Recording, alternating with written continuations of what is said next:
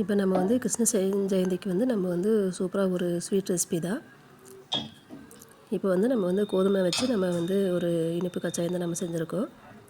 இது பாருங்கள், புதுசு புதுசுன்னு எவ்வளோ சூப்பராக இருக்குது. நம்ம செய்கிறது ஈஸி தான், டேஸ்ட்டும் சூப்பராக இருக்கும்.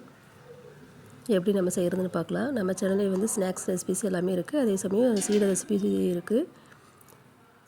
சிம்பிளாக சீடை நம்ம ஈஸியாக வீட்டிலே நம்ம செய்யலாம். நீங்கள் ட்ரை பண்ணி பாருங்கள். அதோட லிங்க் நான் கீழே கொடுக்குறேன். இப்போ நம்ம கோதுமை மாவு இந்த கச்சாயம் எப்படி செய்கிறதுனா, நம்ம வந்து 1 டம்ளர் சர்க்கரைனா 2 டம்ளர் நம்ம கோதுமை மாவு எடுத்துக்கலாம். சர்க்கரையை வந்து நல்லா நம்ம ஒரு 2-3 ஏலக்காய் சேர்த்துட்டு நம்ம நல்லா அரைச்சிக்கலாம். அதுக்கப்புறம் நம்ம எடுத்து வச்சது 2 டம்ளர் கோதுமை மாவில் வந்து இந்த அரைச்சிருக்கிற சர்க்கரையை வந்து நம்ம ட்ரையாக நம்ம வந்து மிக்ஸ் பண்ணிவிட்டு, அதுக்கப்புறம் கொஞ்சம் கொஞ்சமாக தண்ணி விட்டு நம்ம இப்போ அரைச்சிருக்கிற மாவு பக்குவத்துக்கு நம்ம வந்து ஒரு இட்லி மாவு பக்குவத்துக்கு நம்ம வந்து மிக்ஸ் பண்ணிக்கலாம்.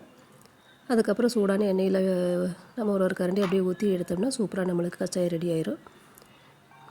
5 நிமிஷத்தில் நம்ம ஈஸியாக ரெடி பண்ணிடலாம். நீங்களும் ட்ரை பண்ணி பாருங்கள். ஹாப்பி கிருஷ்ண ஜெயந்தி.